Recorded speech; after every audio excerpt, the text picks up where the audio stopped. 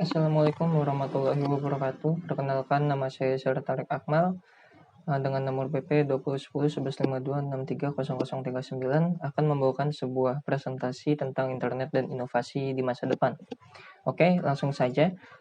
Untuk pembahasan kali ini dalam presentasi saya akan ada beberapa tema yang akan bab yang akan kita bahas, yaitu yang pertama ada pengertian dan sejarah tentang internet, yang kedua manfaat internet, yang ketiga keburukannya internet, kemudian yang keempat adalah inovasi internet di masa depan. Nah, jadi untuk yang pertama kita akan membahas sedikit tentang apa sih internet itu dan bagaimana sih perkembangan dan sejarahnya internet muncul pertama kali di dunia. Oke, langsung saja kita bahas ya. Pertama, pengertian dan sejarah internet.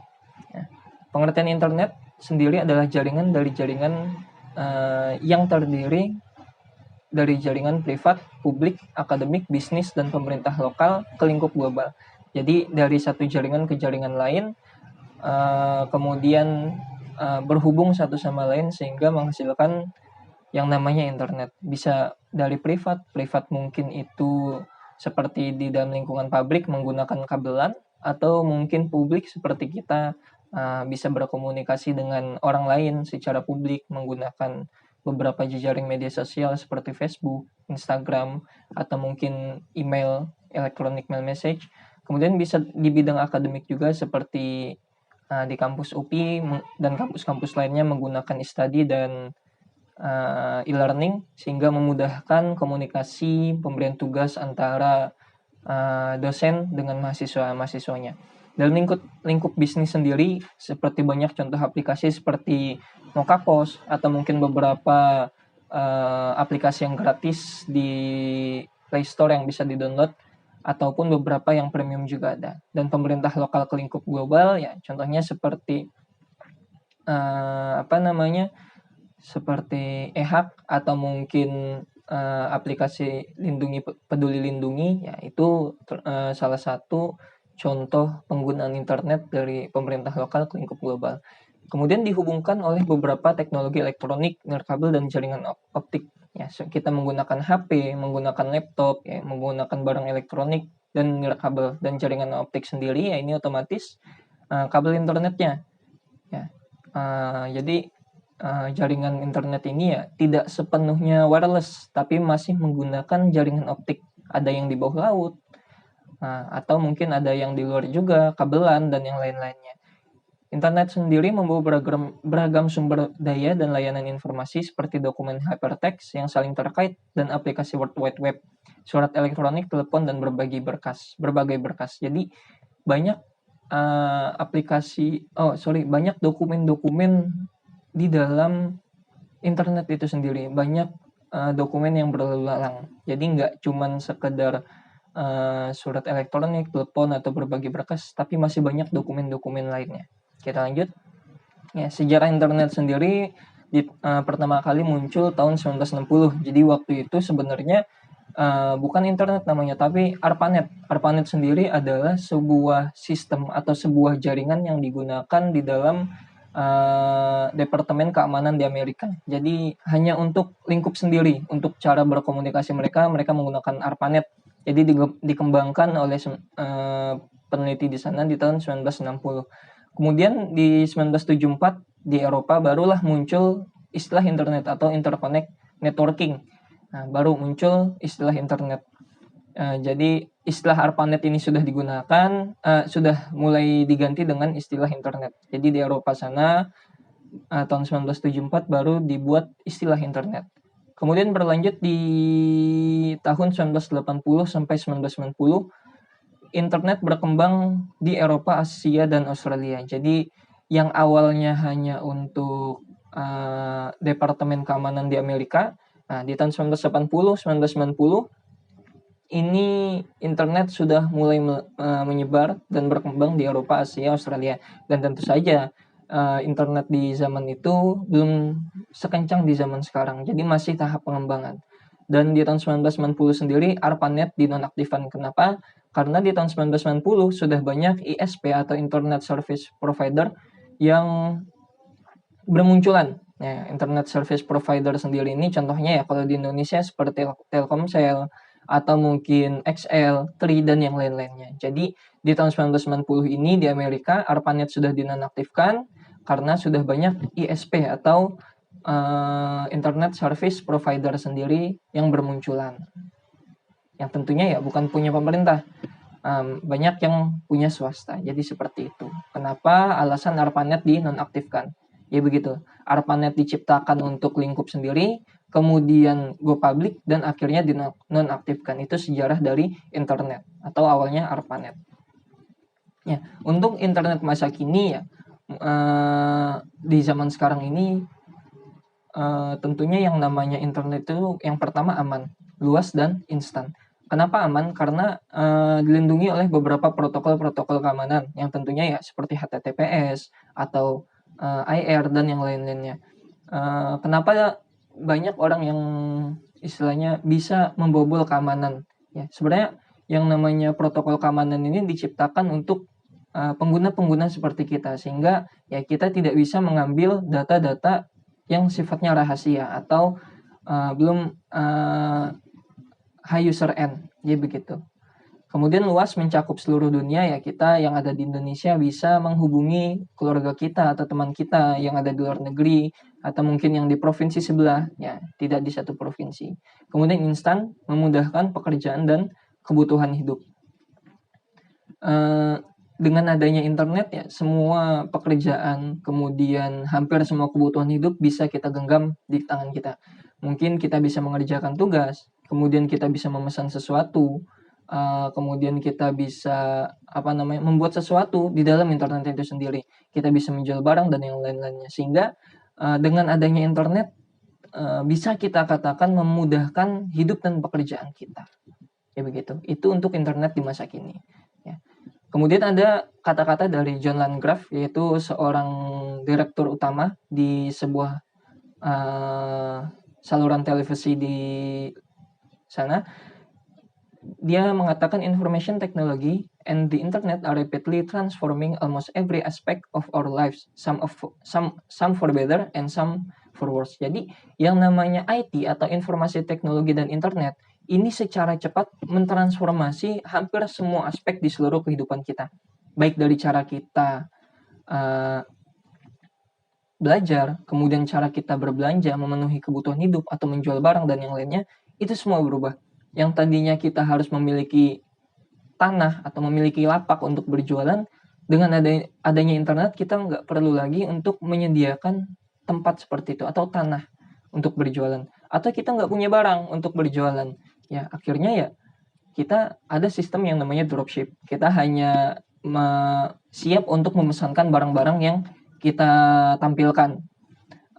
Kemudian dalam cara kita berpendidikan juga, yang tadinya hampir semua instansi pendidikan itu menggunakan buku, ya kemudian dengan adanya internet atau informasi teknologi ini, kita bisa mencari ilmu yang lebih dibandingkan buku tersebut. Ya, banyak ilmu-ilmu yang terkandung di dalam internet. Nah, hanya saja kata John Landgraf ini, some for better, some for worse. Ada yang dijadikan untuk kebaikan dan ada yang dijadikan untuk keburukan. Jadi di situ, selain internet ini memiliki beberapa hal yang positif, namun internet juga memiliki hal negatifnya. Ya, kemudian untuk bab yang kedua, setelah kita mengenali apa itu internet, kita tahu sedikit sejarah tentang internet, kita akan melihat tentang manfaat internet itu seperti apa. Ya, manfaat internet ini sebenarnya ada banyak, hanya saja ada 4 poin yang saya rangkum. Yang pertama adalah sumber wawasan, ilmu, dan pengetahuan. Jadi dengan adanya internet kita tidak hanya terpaku di buku sekolah atau mungkin di materi kuliah saja, tidak. Dengan adanya internet kita bisa mengambil banyak ilmu di dalamnya. Nggak cuma mungkin hanya dari materi dosen yang diberikan, tetapi kita bisa mengambil lebih dari internet. Kemudian menghemat biaya dan waktu. Dengan internet sendiri, mungkin banyak aplikasi-aplikasi yang membuat kita lebih mudah menghemat biaya waktu. Contoh, kita mau membeli HP, kita sekarang nggak perlu beli HP ke konter, tapi kita bisa menggunakan beberapa aplikasi e-commerce atau e-komersial di mana mereka menyediakan barang-barang seperti itu untuk HP atau barang-barang elektronik lainnya dan semua barang yang mungkin mereka jual. Sebenarnya nggak cuma elektronik, tapi masih banyak barang yang lainnya. Sehingga kita nggak perlu mengeluarkan biaya lebih untuk mungkin ongkos berangkat ke sana atau mungkin menghabiskan waktu kita di jalan terkena macet dan yang lainnya. Kemudian yang selanjutnya adalah sangat efektif mensukseskan bisnis atau usaha. Ya, seperti yang kita tahu, banyak media media sosial seperti Instagram, kemudian Twitter, Facebook, atau Google AdSense, ya, Tokoku yang ada di Google ya. Itu semua membantu untuk mensukseskan bisnis atau usaha kita. Dengan catatan kita mengerti bagaimana cara kerja media sosial tersebut. Mungkin di Instagram ada beberapa logaritma yang dijalankan oleh perusahaan oleh aplikasi, mohon maaf, sehingga ya kita harus mengerti bagaimana cara kita mendapatkan interaksi customer kita atau interaksi follower kita di dalam aplikasi tersebut. Atau mungkin memang kita menggunakan Google AdSense sehingga kita membayar ke Google, kemudian Google ini memasangkan iklan baik di aplikasi-aplikasi Google ataupun di media sosial yang lainnya. Sehingga dengan cara seperti itu memudahkan kita menjangkau orang lebih banyak daripada follower kita sendiri. Kemudian memperluas ruang pertemanan ya. Tentu saja dengan adanya internet ini kita bisa mudah mengenal orang lain, bisa mendapatkan banyak pertemanan di luar sana hanya dari internet. Mungkin kenalan di Instagram atau di Twitter dan yang lainnya. Lanjut. Ya. Untuk data sendiri di tahun 2021 ada 4,2 miliar juta pengguna media sosial di seluruh dunia tahun 2021. Ini media sosial, bukan pengguna internet.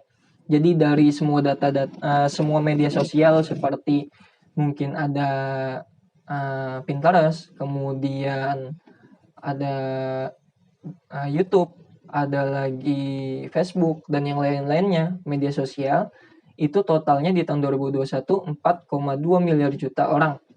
Nah, untuk di Indonesia sendiri itu ada 212 juta. Ada 212 juta pengguna internet di Indonesia tahun 2021. Ini disebutkan meningkat sekitar 7,4%, mohon maaf.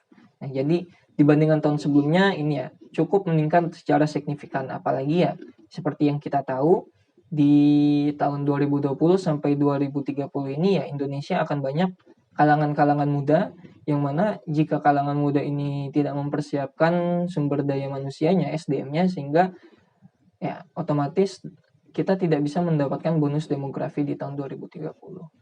Kemudian Indonesia sendiri pengguna internet terbanyak ketiga di Asia. Yang pertama itu ya Tiongkok. Tiongkok itu sekitar 900 juta, kemudian disusul dengan India sekitar 745 juta, dan Indonesia sendiri itu di tahun 2021 mencatatkan sebagai negara pengguna internet terbanyak ketiga di Asia.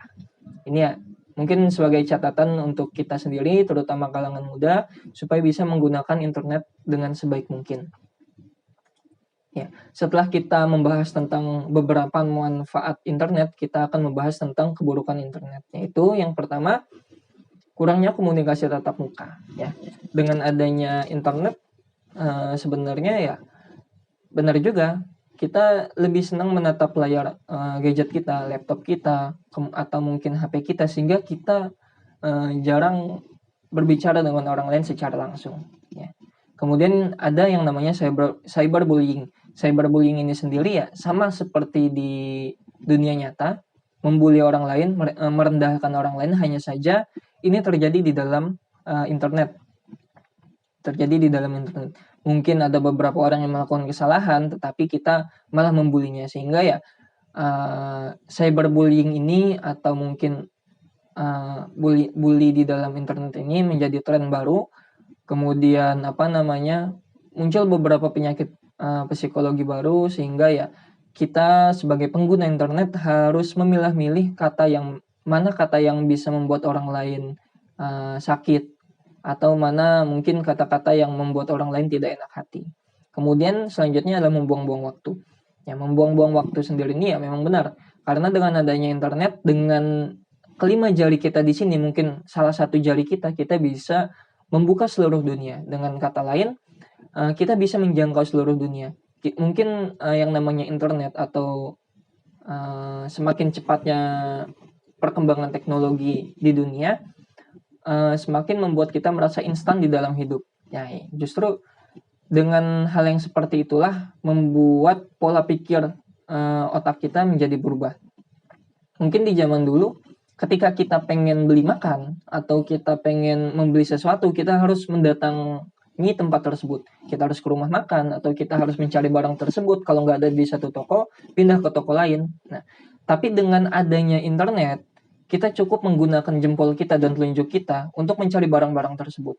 Nah, dengan kemudahan seperti itu membuat pola pikir kita berubah.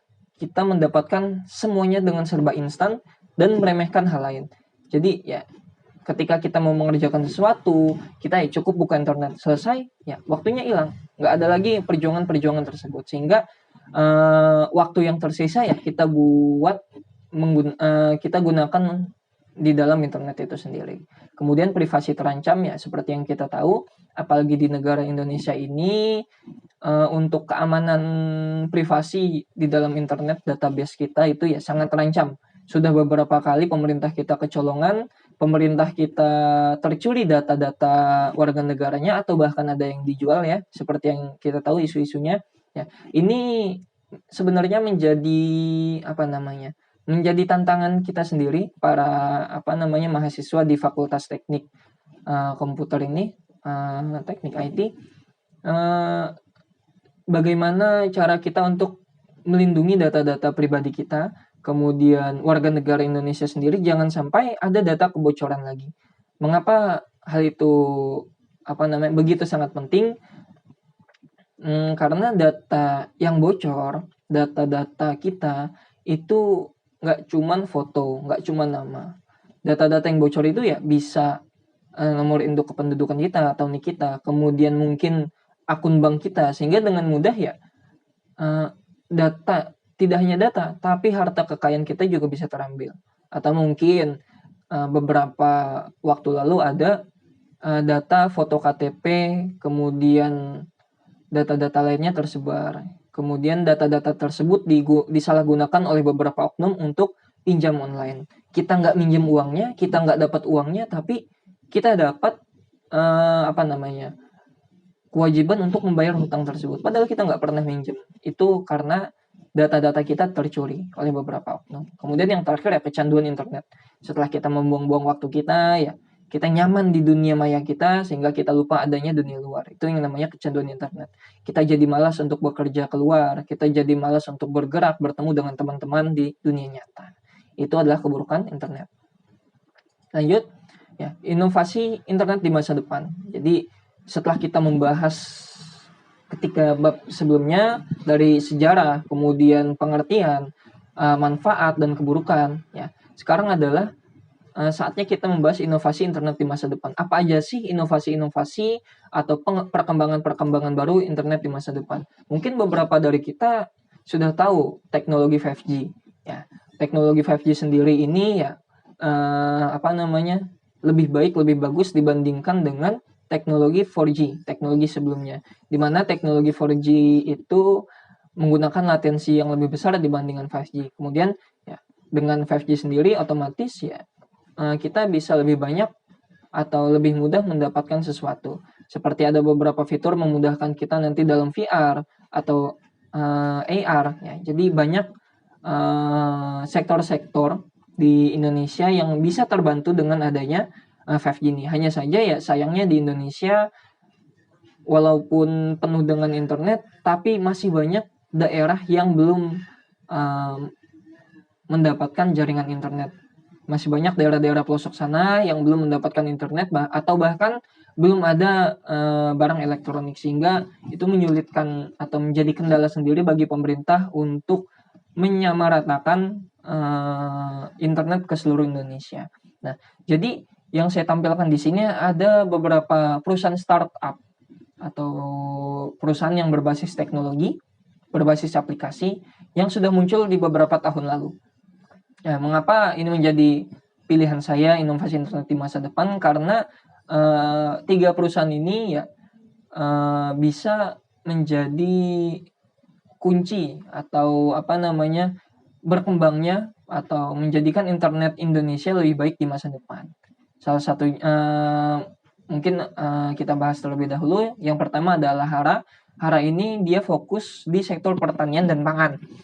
Jadi mungkin tentang penjualan, tentang bagaimana cara menanam, kapan musim panen dan yang lainnya. Semua data-datanya ya dia masukkan di sana. Jadi memudahkan bagi para petani, berapa harga sayur ini atau sayur yang itu. Jadi memudahkan mereka untuk menjual dan memasang harga. Kemudian ada e-fishery. E-fishery ini pemberi pakan ikan otomatis. Jadi dia berupa alat memudahkan para peternak ikan dan udang untuk memberikan alat secara otomatis. Karena dalam data sendiri pemberian pakan kepada ikan dan udang itu sudah menghabiskan sekitar 50-80% dana. Jadi 50-80% dana itu dialokasikan hanya untuk pemberi pakan ikan, itu secara manual.